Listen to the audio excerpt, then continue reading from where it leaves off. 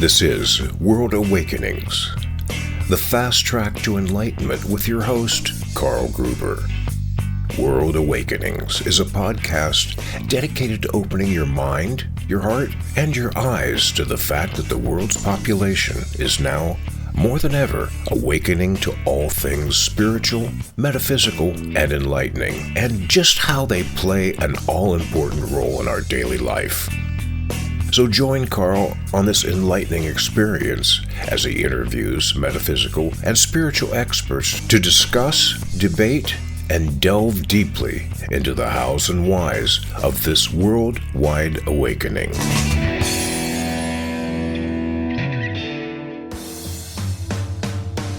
You've seen and read my 3 Pillars ebook, and now I'm proud to announce my new book, True Spirituality and the Law of Attraction, a beautiful symbiotic relationship, and it's now out and ready for reading.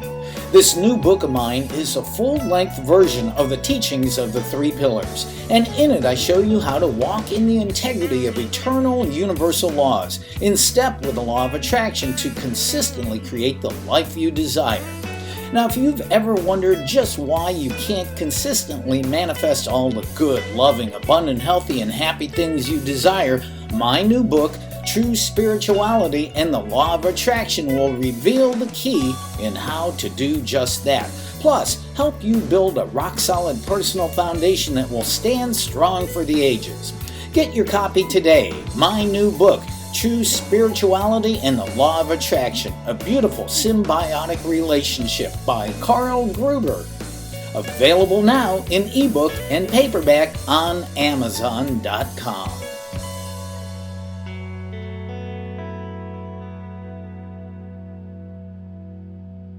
You have to believe, you beautiful believer, that you are an inspirational receiver.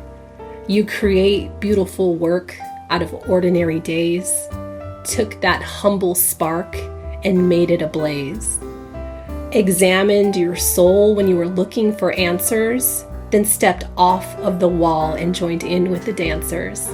No more excuses that there's not enough time, because every second of this experience I've now claimed as mine. I am life's artist with my hands in the clay, a beautiful believer molding a beautiful day.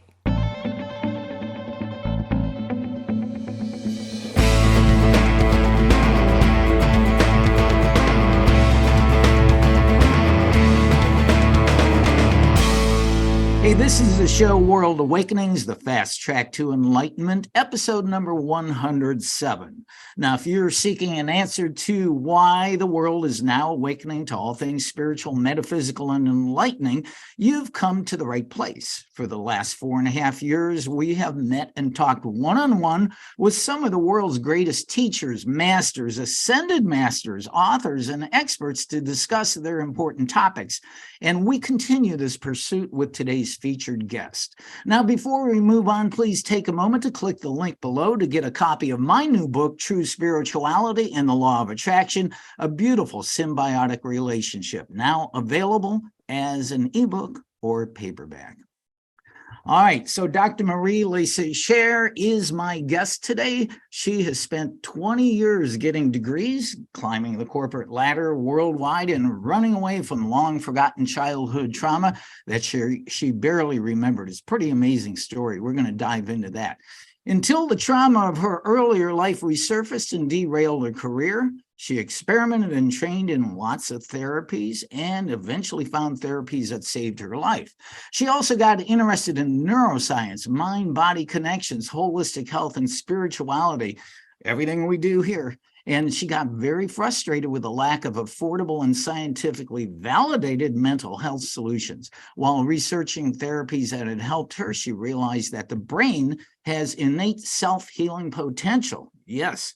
Thus, she founded Akesa Health and created the Akesa, an app that helps people tap into their brain's self-healing potential and transform anxiety and distress into resilience, the ability to face life's setbacks without needing a therapist. That is beautiful. We really need that. And so, Marie, thank you so much for being on World Awakenings.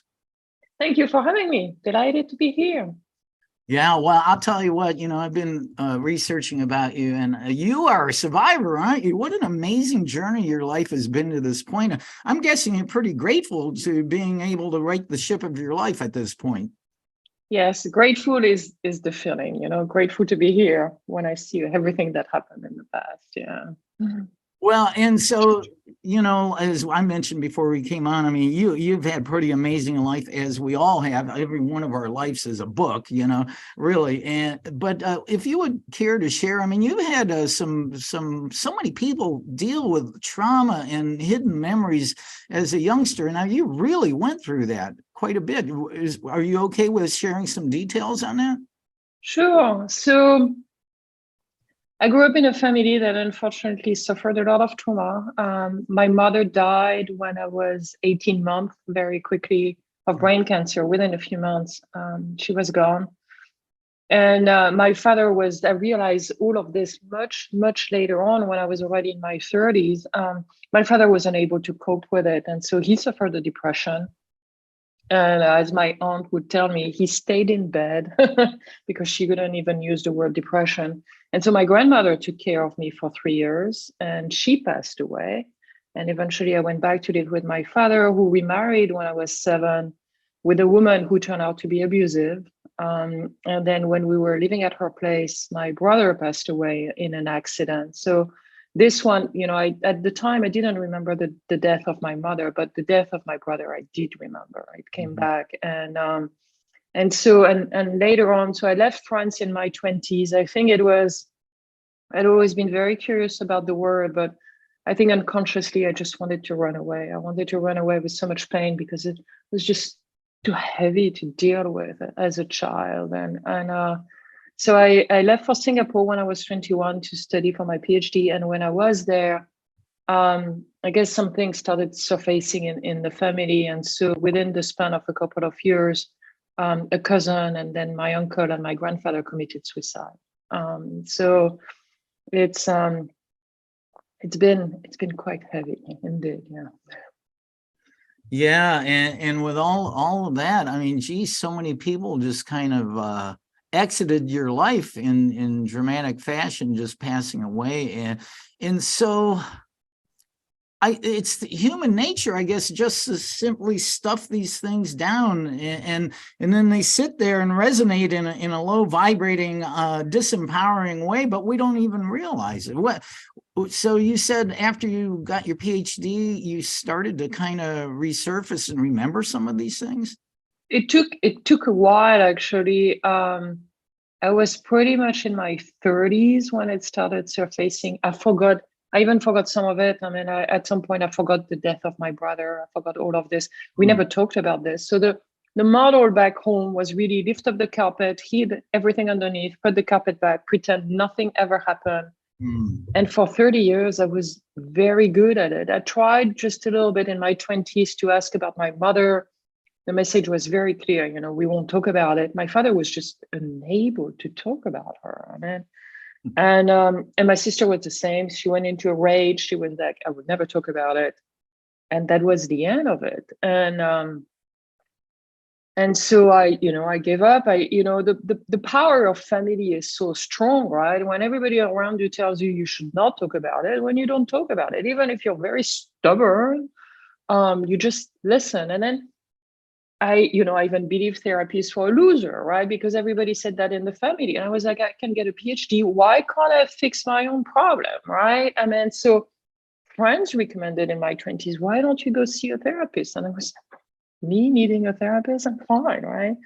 And in my 30s, eventually, I met a friend who was in therapy and it was like, she kind of convinced me rationally about it. And it was like, eventually I found a therapist and it was, I just want to understand what it means not to grow up with a mother. I was like, I don't have any trauma. I don't have any problem. I don't have any abandonment issue or trust issues whatsoever. I just want to understand rationally, and then that opened Pandora's box. By that time, my father had died. We hadn't mourned his death either. And I realized I had all this pain. And because we never talked about death, I had never realized that I had lost so many people, Mm-hmm. it's when, and I couldn't even really talk about it, but at some point, because the therapist was kind and she obviously asked, I made the list. I called it the list at the time. And so I was like, my mother, my brother, the grandparents, and then suddenly it dawned on me that it was a lot of people and a lot more than other people. And so that started resurfacing everything. And then a couple of years afterwards, my nephew was in a very severe accident. He was in a train accident. The train derailed. Mm. And so a few people died, and he was sent to the ER. He was in coma for 2 weeks. And that was the shock. I don't exactly understand why, but I think I journal a lot about it. Being in the ER, it's very cold. You have someone who is in coma. And then I had dreams afterwards. It reminded me of the death of my brother, because when I was 7-year-old, I was asked to kiss goodbye to my brother, which was the custom at the time. And it's very shocking for a child to kiss someone who is dead. And I felt the same coldness and the same fear in me. And so, but someone is in the hospital, and the family patterns come back. So it's like, you don't cry, you cope, you just stay there for the person who is there. And for 1 year, I was finishing business school. For 1 year, I just attended business school and spent my time in France, and just to be there for the family. And then he started getting better. I started launching a business. And then at some point, 1 year after the accident of my nephew, I found myself on a plane. Mm. And everything came back crashing. I sat down, and I was not at the time someone who would cry in public. I couldn't even cry in front of my friends. And I started crying, and I cried for 6 hours. And I was like, oh my God, what's happening? And it was literally, when a wave crashes on you, it's exactly that. It's like this mass of emotions and memories that come back. It's, for me, I describe it, it's like, you have a bridge between the conscious mind and the unconscious mind. And it was as if the door had opened, and everything that had been stored in the subconscious crashed on me. And so that was really the turning point for me. When everything came back, I still fought for a while. I was like, I'm going to be better. I'm going to be better. I'm going to be better. But the dreams came back. And so that was really a fork in my life when I decided I'm going to drop the business, and I'm going to take care of my mental health, because I can't run away from this anymore, man. I had read that story in doing my research on you about on that flight from Boston, when you were crying a lot, and it is amazing when I guess you just couldn't retain all that anymore. It was just time for it to overflow. Now I did see that at one point during your pursuit of healing all of that, you were diagnosed with PTSD, post-traumatic stress dysfunction. Was that a revelation that helped you start on the road to healing? Yes and no. I think I really started looking for solution after that flight in Boston. I started journaling. I didn't go back to see the therapist because I was writing a lot. But a few years later, the real flashbacks came back. And so I went into hypnosis. And then when I was living in Dubai, more memories came. So I did a lot of energy healing, and then the psychedelics. The PTSD diagnosis came much later on, actually. And it didn't help in looking for solution. It helped me understand why I was feeling what I was feeling. And I was, fast forward a few years, I was back in the US, and I had this fear at the back. It was like this energy ball at the back of me, and I was always afraid. And I was not afraid of talking to people or getting on a call, or it was not rational fear. It was an unconscious fear that something bad was going to happen. It was always at the back of, like, on the back. And And I was taking a lot of writing classes at Stanford, and it's a professor actually who was reading a lot of my writing, who said, you might be suffering from PTSD. I can read it in between when you talk about this. And at first I was like, this is interesting. And who are you to even say this to me? Yeah. But that's when I started researching it, and I could see, the fear of going to sleep and being waking up by nightmares. And so that's when I realized it. And eventually, with a lot of journaling and some therapies, I realized the fear was that someone else was going to die. I had this fear and it was a very old fear, man, that I would get a call at some point and someone else was going to die, my nephew or my sister, or that was the fear. It was not rational, but it was very present. Yeah.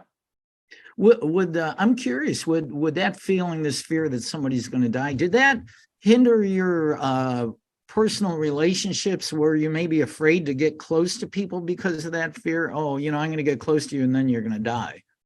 Yes, it did. And it was not even conscious. When you look at my life, so this is more personal, but I never got married, right? And so maybe it will happen in the future, but it hasn't happened yet. And so when I talk about this with people, the first reaction people make is, oh, you're a career woman. You're driven, you're ambitious, you just wanted to work and you never wanted to get married. That's not reason. It's true that I work a lot because I'm passionate about what I do, but it's because underneath, I never wanted to get close to people. There were two things. There was a trust issue and there was a fear of losing people. That was the underlying reason. Work was just fun for me and it took a lot of my time. But yes, it did affect relationships. Yeah. Well, this issue of PTSD, I've had a couple guests and some friends and who have gone through it, and it seems to be rather insidious. They don't realize it until it starts to bubble up. And I have a friend who's a professional basketball player. I have other fellow life coaches that have gone through it. Not only PTSD, but anxiety. And anxiety, of course, is a debilitating factor for millions of people around the world. And why do you think that anxiety, PTSD is so prevalent in today's world? So I think, first of all, just on the insidious, right? It's because just about that, I think it creeps on you. One, it's not, it grows. And the other thing is, on the one hand, people are very resilient, right? And so they can take a lot of pain and they are like, we tell ourselves it's part of life, right? It's like, I'm anxious because I'm under a lot of stress at work and it's normal. And so that's why it's so insidious. Why do we suffer from PTSD? The studies show that between 70 to 90, now people say it's closer to 90% of the people will experience a trauma in their lifetime. And it could be the loss of someone. It could be, a serious illness. Having cancer and living with the fear of cancer coming back is a trauma, a natural disaster. A lot of people went through fires and earthquakes, and floodings in California, car accidents, and then as you get older, as you lose spouses, it could be a trauma as well. So we do experience a lot of losses and a lot of pain in our life. And so out of those, the stats say about 7 to 8% of the people would experience PTSD. Scientists still don't fully know why some people suffer from PTSD or don't suffer, develop it, because when a trauma happens, a few days later, some people will develop PTSD, will suffer from PTSD, and some people recover. And so people don't fully understand why yet. They are doing a lot of studies on biomarkers and all of this. I have my own, idea. I think the very, very, very early year of your life, because the brain develops very quickly, right? So I believe, but this is just my take, that if you live in a very loving and secure and safe, very early part of your life, it helps you cope later on a lot because you have this foundation you can tap into. And when I look at my life, my mother was there during the first year, after she fell sick. And but from what I've heard, she was very loving. And I think that saved me, because I could eventually, at the end, with a lot of work, I could tap back into those memories. And this is what I hang on to in order to regain, a feeling of safety and love and all of this. Yeah. Yeah, it is amazing. I think you said 90% of the people in the world have some form of trauma. And, it's part of our journey in this 3D world, this egoic driven world, and our purpose, I suppose, is, and especially if you look at it from a spiritual aspect, is to learn from these lessons. Now, as we well know, I mean, hundreds of millions, if not billions of people never learn from them. But if we are fortunate enough to be cognizant enough to know, oh, wait, maybe I can, like you, can grab a hold of these traumas and dramas and use them to not only heal myself, but to help other people heal. And with that, in a little bit, I do want to find out more about your Akesa Health. But another thing I read about you is you've tried many different healing modalities. I read that EMDR, I think that's eye movement desensitization or something that worked. And also you did plant medicine healing with ayahuasca. What was that like? Yeah, and I tried MDMA as well on the psychedelic side. The ayahuasca didn't do a lot for me, actually, surprisingly, but I think I understand why. I was living on Maui at the time. I took some time off to write and work on a book. And I pretty much spent a year just waking up, drinking coffee, writing, going for a sleep, writing. I mean, I had friends, I went out a little bit, but it was like a very long meditation. I had a lot of dreams. I woke up during the night, I wrote my dreams. And so it was a period of a lot of personal growth, a lot of self-awareness. And so at the end of this year and a half, I went for the session and nothing came out. And I think we kind of go in cycles, there are periods where a lot of things come up and, we have a lot of dreams and we do, a lot of memories come. And then after we kind of go back in real life and, the brain most probably processes all of this internally. And so at the end with the ayahuasca, and I can never pronounce this name, I don't know why, I think I was at the end of this journey of self-exploration. And I was like, you've explored everything for this layer right now. More memories would come back later. So not a lot came out. And I was like, maybe it's not strong enough, but everybody was having, a lot of memories and everything. So I was like, okay, maybe it's not the right time. But I'm not opposed to doing it again later on. I really think, people say the self is like an onion, right? And you peel the layer, you get more aware of internal belief and emotion and all of this. And then it takes a while and then you peel another layer. And so I think that's what happened definitely in my journey. And then I tried MDMA, though, was really, so MDMA is one of the psychedelics that has been approved recently for the treatment of PTSD, and is one of the few that has been shown to be very, very, very efficacious for PTSD. And so this one was extremely helpful, though. And it was a very long session. A lot of memories came back. And so MDMA was extremely helpful for me. Yeah. Well, it's interesting. 2 shows ago, I had, for the second time on my show, Shaman Carrie Hummingbird.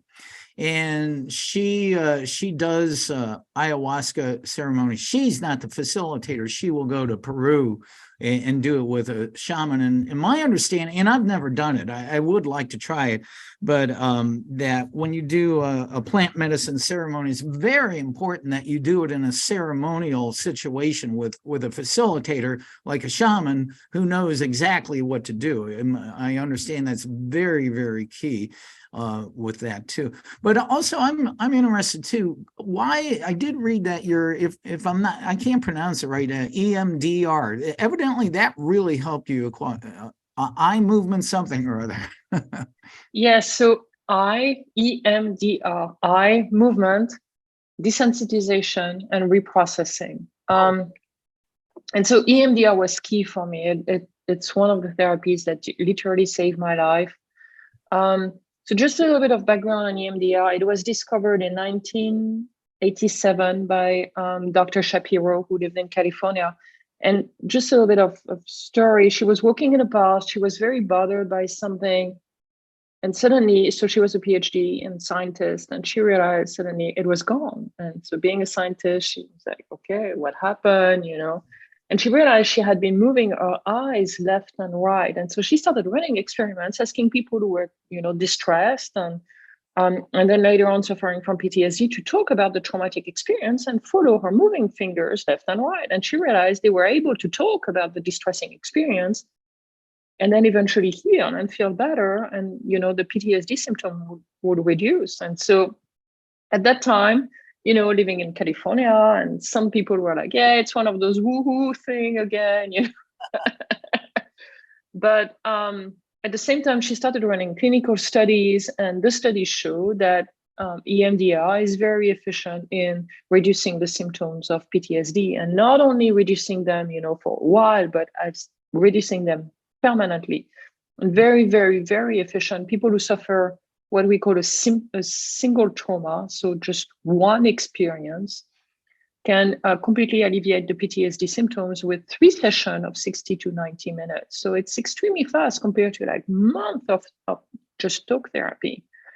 And so I had heard about it when I had been living on Maui, and the flashback came back. A friend of mine who was trained one day was like moving her fingers in front of me. And I was like, I was still, I'm trained as a scientist. And at the time I was not very open to all of this. And I was like, stop moving your fingers. You're annoying me. I said, trying to be not too bothered.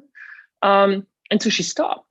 And later on, when I was back in the US after all the travel, and the PTSD symptoms came back pretty strong. One day, coincidentally, I read a piece in the New York Times about EMDR, and a woman who had been in a car accident and I'd been using it. And so I was like, the New York Times must have fact-checked this, right? I mean, it can't be woohoo. So I went and searched for therapists, which was a little bit of an adventure. There are not that many of them. Some of them charge a fortune, which is where I started getting very stressed up and annoyed with this, and eventually found a therapist who was very kind and affordable. And I told her first time, I said, I'm in pain. I don't really believe this, but please help me.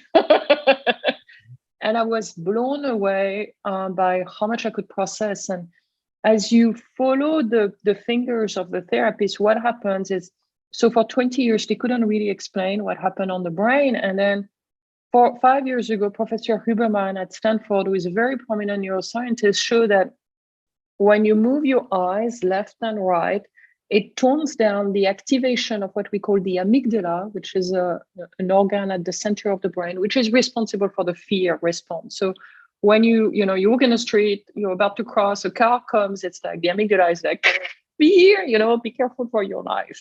And so when you suffer from PTSD, the amygdala is often on overdrive, right? Little things just freak you out. And so by moving your eyes left and right, you reduce the activation, and then you're able to think or talk about memories that have been affecting you and eventually reprocess them similarly to what happens during dream, actually. Not exactly the same mechanism, but similarly. So you're able to let go of the pain and you capture the learning out of it, and you integrate the learning from the experience into the brain. And eventually what used to trigger you doesn't trigger you anymore. Well, I'm really glad you explained that, because I was sitting here thinking, how can just moving your eyes back and forth work? But it triggers that part in your brain that clears it out.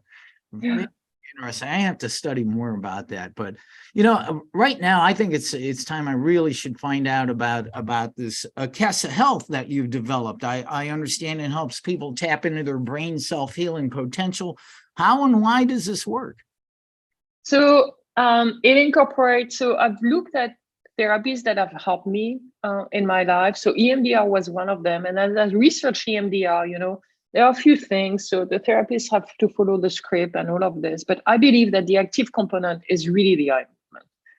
And then what has also helped me is what we call binaural beats with sound at a slightly different frequency on the left and right ear that the brain cannot detect, but have an effect on the neurons because the neurons connect via electrical connection. And so I developed an app that incorporates this eye movement and these binaural beats and guide people to think about the traumatic experience, follow this moving light, see what comes to mind, reflect on it, and then go through multiple cycles of it. There is absolutely no talking because talking about something that has been scares you even more. It's what we call re-triggering, and it doesn't help. So just thinking about it is enough to bring it to consciousness and then process it. And, when I researched Akesa a couple of years ago, I got fascinated with dreams and especially REM sleep. So the rapid eye movement part of the sleep, because with the MDR, people thought for a very long time that it was the same mechanism, and it's not exactly the same, but dreams are fascinating, I think, because during dreams, the brain on its own, we don't think about it, the brain just speaks during the night, something that has been bothering you and you need to process. And it will, in layman's term, it will get rid of the pain and it will chew on it and it will learn what it needs to learn and integrate it into the brain so that when you wake up in the morning and you experience the same situation, this time you're a little bit smarter and you say, hey, I won't make the same mistake as yesterday. I will act a little bit in a smarter way. And so I think why I talk about brain self-filling potential is that, we have a very rational approach to things, right? And I see it when people use Akesa. People are always saying, am I thinking about the same thing? Am I picking the right belief? Am I doing it the right way? And I'm like, when you go to bed at night, your brain doesn't wake you up at 3 a.m. in the morning to ask you, am I picking the right dream tonight to think about? Like your brain just knows. It's like when you do an MDMA session, all of those, whatever comes to mind is what needs to come to mind now.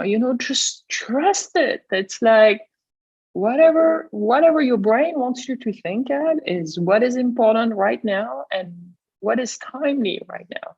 So this is really what I wanted to do with Akesa, is empower people to just put themselves in a situation to let their brain, come up with what needs to be processed and process it on their own. And it's completely confidential because people don't talk and don't write during the session. We don't know what they've been processing. It could be a car accident, it could be an argument with their spouse, it could be something heavier in their childhood and more personal. And we don't know. And I like this about the app. It's completely confidential. That's pretty cool that you came up with this idea, Akesa, and as you already stated, I mean, therapists can be very expensive, and you can drop tens of thousands of dollars on it, and yet now you have an app that people can self-heal at home with it. How can they access this app? So it's on the Akesa Health website, and I think we're going to put it on all the links as well. But Akesa Health, AKESA health.com. Two things I want to say about the app. One is it's available only for iPhones. Sorry, all the Android users, but I pretty much bootstrapped the business and I had to make a decision. So Android is going to come soon. Stay tuned. The other thing is, I just want to put the disclaimer. So I think the brain is able to process a lot of things on its own, right? But I don't believe an app will completely replace a trained, skilled therapist, right? Because the therapist has empathy and all of this. And so if, for people who suffer from heavy trauma, right? If you come from like 10 years of childhood abuse or, you need to talk to someone because you're going to open Pandora's box. It's going to be a little bit overwhelming. And in that case, you need to talk to a therapist, right? But Akesa can be used in between sessions, and it could be used for smaller trauma, like a layoff, grieving, if you need help with a divorce and all of this. Yeah. Wow, there's so many beautiful healing modalities, and I think it's very cool that you use binaural beats. As we know, sound therapy, and since everything is energy, and sound is energy waves. A few months ago, last year, I had Eileen McCusick on the show, who is a developer of the biofield tuning. It's a tuning fork. It's called the Sonic Slider, and she's pretty well known around the world now, and it's tuned to the one I got a Sonic Slider, and it's tuned to what they call the Schumann resonance. Yes, at 440, right? Yeah, and so she has done lots of healing with it. She actually did, being a runner, I have pretty tight hips after decades of running, and she actually did distance healing on me during the show with her Sonic Slider, and I ran pretty free for my hips were loose for the next few days, but it's really interesting. So sound modality works beautifully, I know one question I wanted to ask you. Why the name Akesa? Is there a meaning behind that? Yes, so I've always been, a few years ago, I read The Hero's Journey by Joseph Campbell. And since then, I've been fascinated with mythology, especially Greek mythology. And I believe I like the Greek gods. I was raised Catholic, but it's just me, the traditional God. I use the name God, but I don't really relate to it too much. But the Greek mythology resonates a lot with me. I don't know. I found you can find their stories everywhere. And so when I wanted to find a name for the business, I kept brainstorming about Greek gods. And, the Greek god of healing is really Hermes, but Hermes is used everywhere. Mm-hmm. And so I started digging a little bit more. And Akesa is one of the Greek gods of healing. And I didn't like the O, and I wanted to change it in something more feminine, so I changed it into Akesa.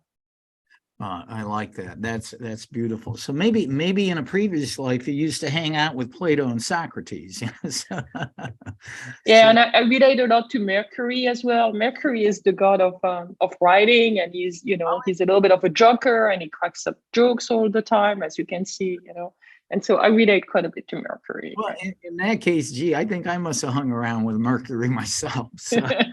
And you're a writer. Mercury is a writer, Yeah.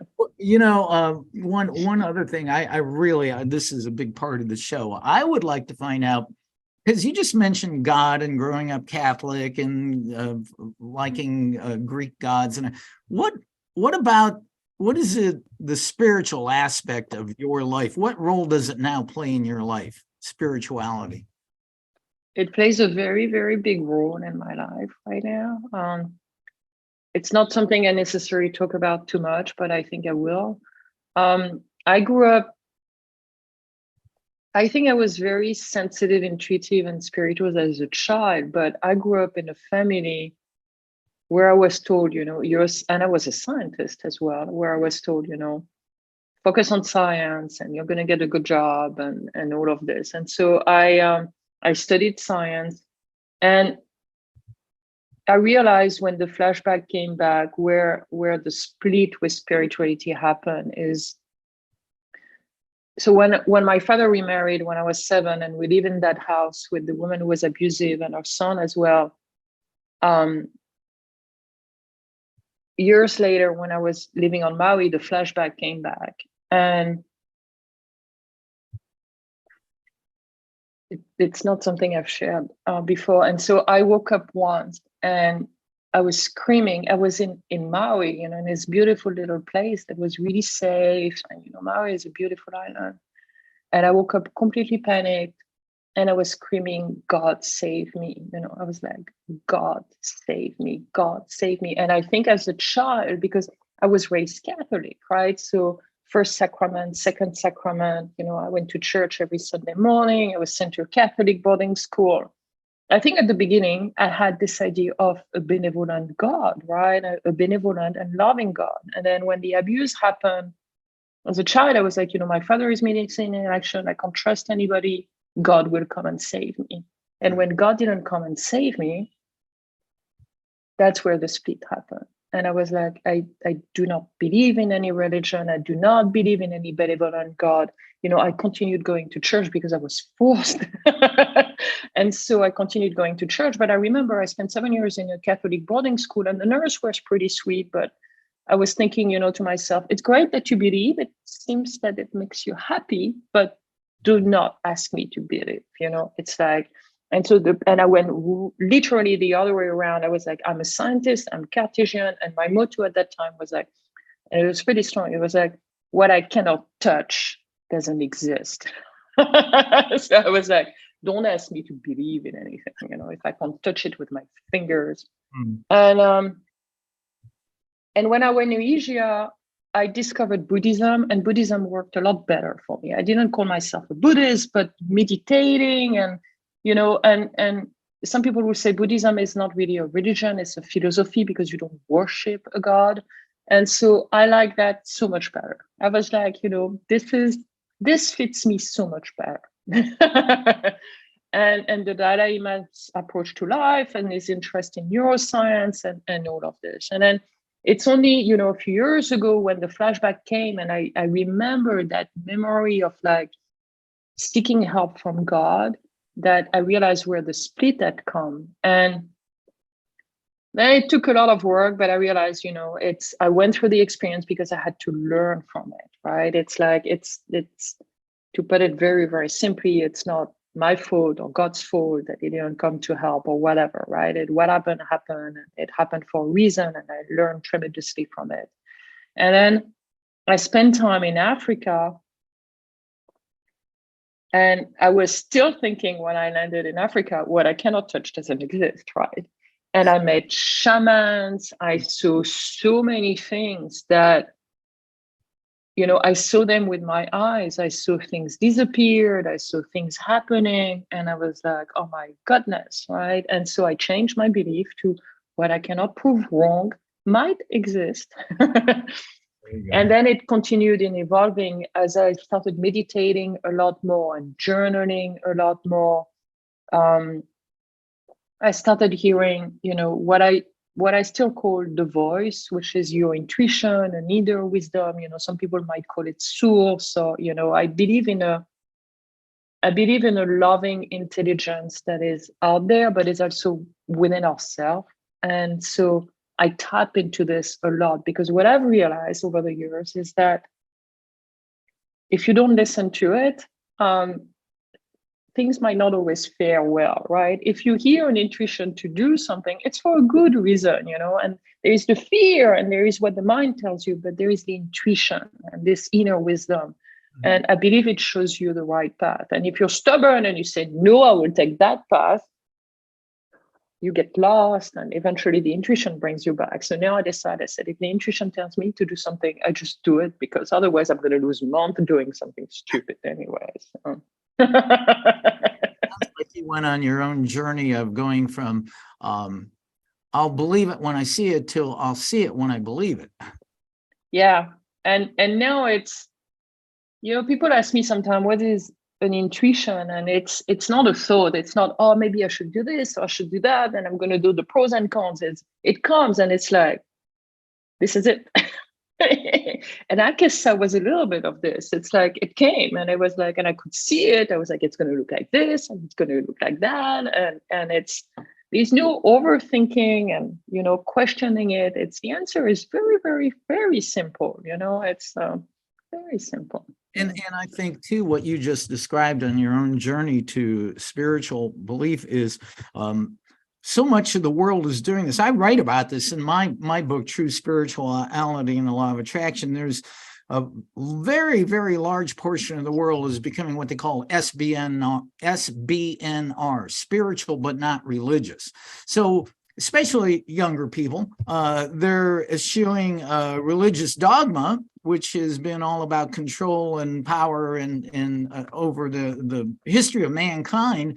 And now they're doing exactly what you're talking about. They're focusing on the all that is, the I am presence, instead of, like I said, the religious dogma that we've had rammed down our throat throughout the millennia. So yeah, it's a pretty interesting area, and I like it. I love it too. And I think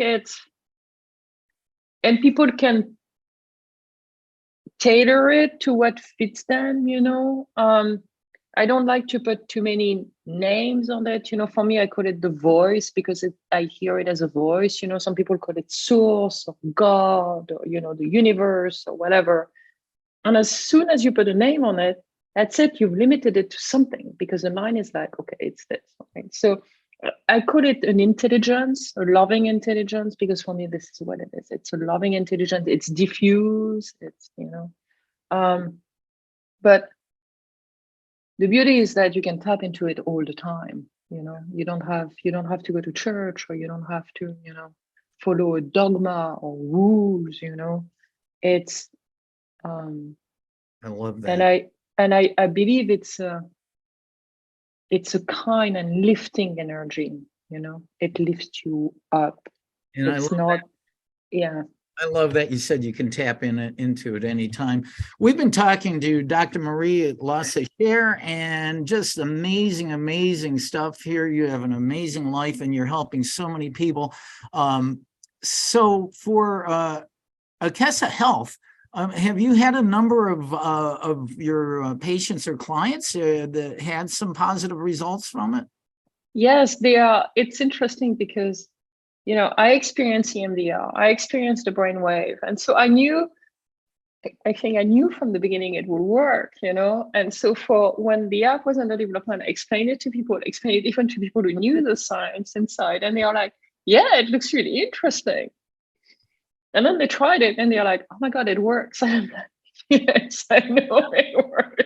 We've been talking about this for 6 months, And so people are happily surprised by how fast and efficient it is. That's where they are surprised. The first session is only a couple of minutes. The second session, if you really want to reprocess your belief and everything, takes about 12 minutes.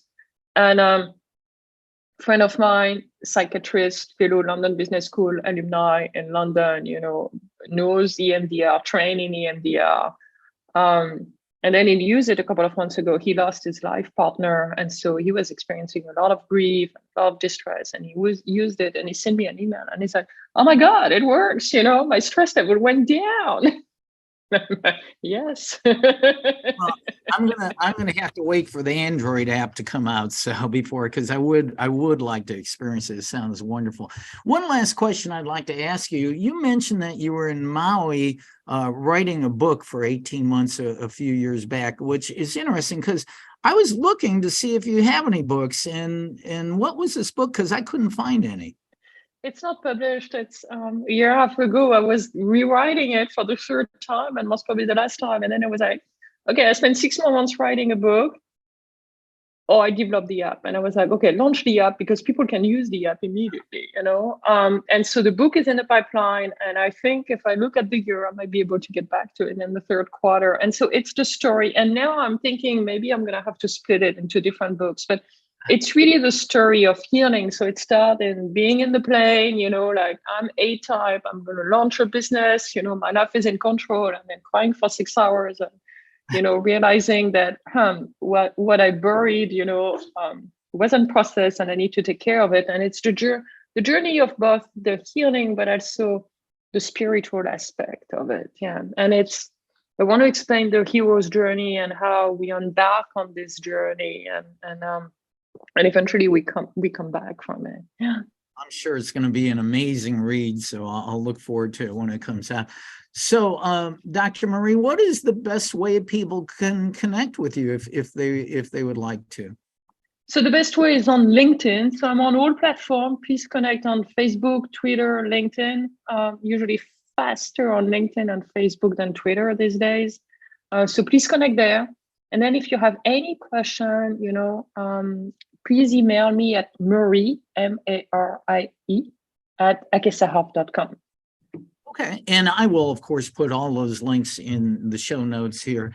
So, well, thank you. What an amazing conversation. You're a beautiful lady doing great things in the world, and I'm so appreciative. Thank you for being on World Awakenings. Thank you. It was a lovely show. I'm happy we connected. We talked about so many topics. Great Friday morning. Thank you.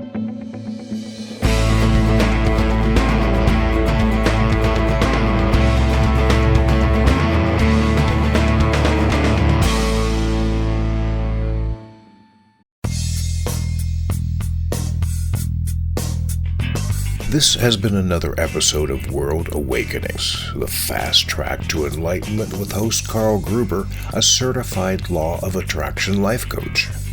We welcome you to tune in to each and every episode of World Awakenings as we open your mind, your heart, and your eyes to the fact that the world's population is now, more than ever, awakening to the truth of all things spiritual, metaphysical, and enlightening, and just how much they play an all-important role in our moment-to-moment daily life. Much love and light to you, my friend, and thank you for tuning into World Awakenings.